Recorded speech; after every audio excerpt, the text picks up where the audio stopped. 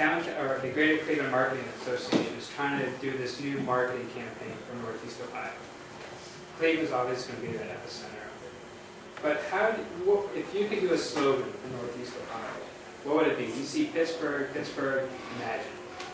We got Northeast Ohio or Cleveland something. I mean, something that has this quality of life, this thing that Northeast Ohio forgets that we're all in this together.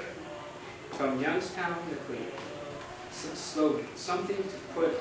No, I really don't know. What I've found is, a couple of things. Having been a proponent of Cleveland for 20, driving in Brooklyn, professionally being a proponent of Cleveland. It's something called please-centrism. And you hear that in Lorraine, you hear that in Elyria, you hear that in Akron, you hear that in Youngstown. There's a big resentment to the arrogance of people from Cleveland trying to define Northeast Ohio as Greater Cleveland. And it plays itself out in all sorts of ways. I mean, if Greater Cleveland should define itself as Greater Cleveland, but it does not necessarily include Akron or Youngstown or Warren or Ashtabula or Lorraine or Elyria. And there's some rationale to that, or can't it? These communities grew up around their own industrial bases, created their own social structures, had their own museums and art museums and symphonies and like, a very strong sense of identity. And one of the first issues that I found was that there is an inherent deep arrogance. I was guilty of that when I was here, as anybody else, that you sense when you're out there. That a marketing campaign should be centered in Cleveland, is in itself part of the problem. It should be centered in Akron, which is actually the most progressive city in the region. It's the only city that kind of gets it. It's the only city that's asked the question of your generation, what do you want? Cleveland hasn't asked that question. So it shouldn't, first of all, it shouldn't be Greater Cleveland. It might be something around the Western Reserve, but it really, I'd start doing a marketing campaign by asking, as we have the regional leadership groups, what do you value? What you'll find is that they value their own communities and the uniqueness of place in their own communities, and that history and that authenticity is very important. And you need to build on it. You need to build on the authentic qualities of a Youngstown, with its architecture and its Butler Museum of American Art and its greens. You know, you get Italian greens in Youngstown, you don't get in Cleveland. You get French fries on top of a chicken salad in Youngstown.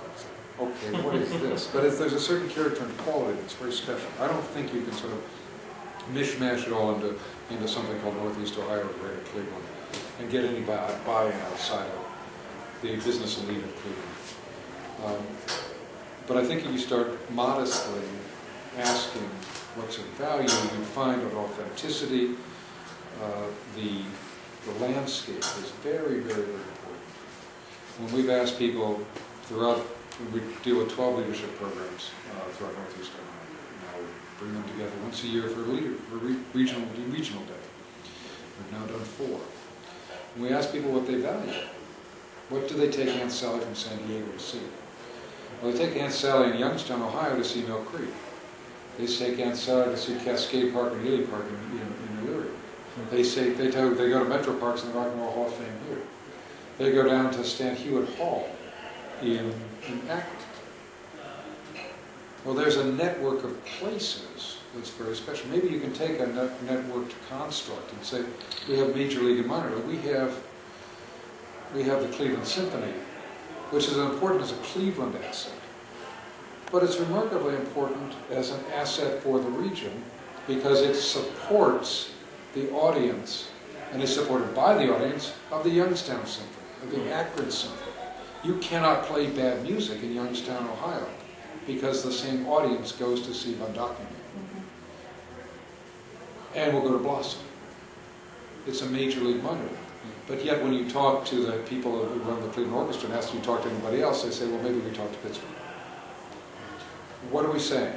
We're saying that you have to, before you do any sort of marketing of this region, you have to understand the unique, very siloed, very parochial quality of this place and the assets that are each part of this place, and then build your theme around that. That means you have to leave your fancy office in Erie View. You have to not have a conversation at the Growth Association, or the partnership, or whatever they call it, and bring things out to the pit, to the peasants, which is the attitude. Very bad attitude, I see. Very bad attitude. You have to go out and say, what's important, what's in value. It will bubble up. Now, maybe there's some platforms like Tim Ryan's Western Reserve Heritage Corridor that allow you to ask some much broader questions about who we are collectively.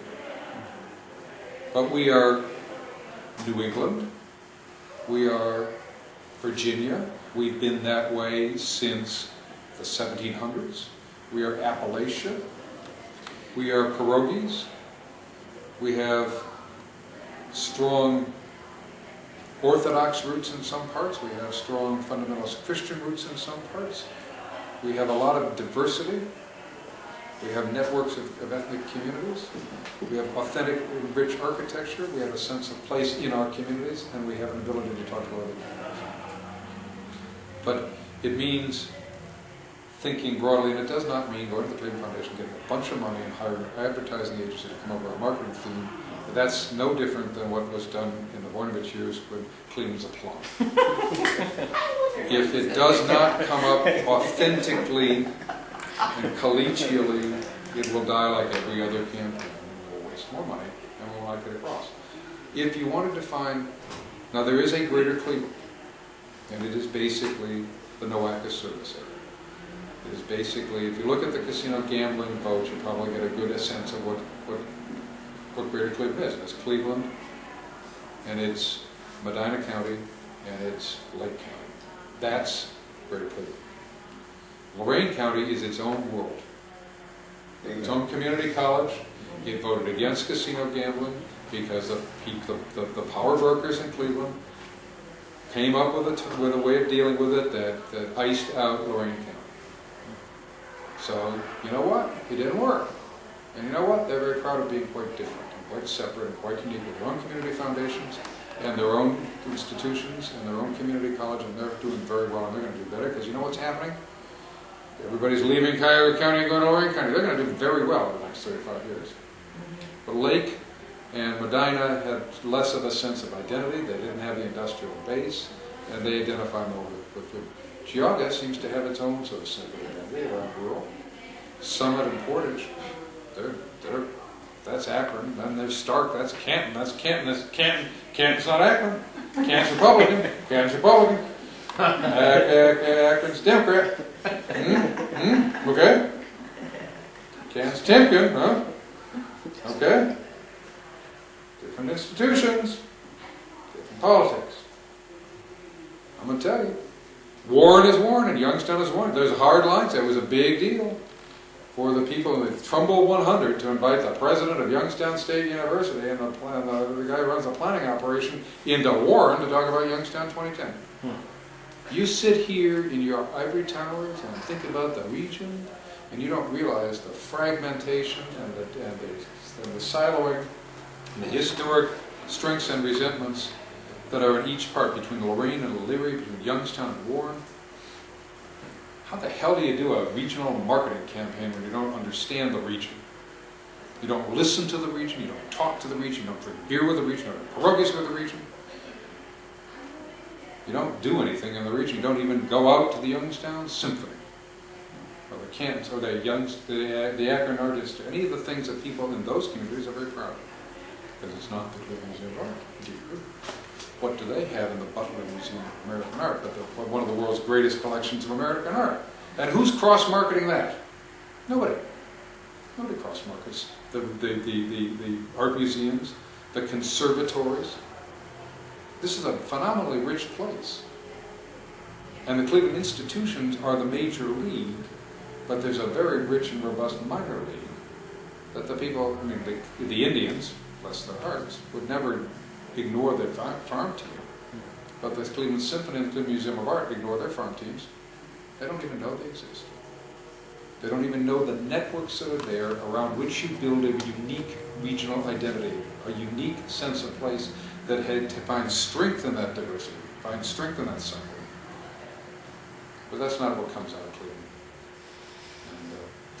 And, as somebody who grew up here and was part of the establishment here, it's really eye-opening to go out and live in another part of the region and realize the level of polite resentment that anything coming out of Cleveland. There's no acceptance of the leadership. Does anybody, I know we're supposed to be stopping, I'm sorry. You can ask it after we start recording. Hunter, thanks for spending so much time, please.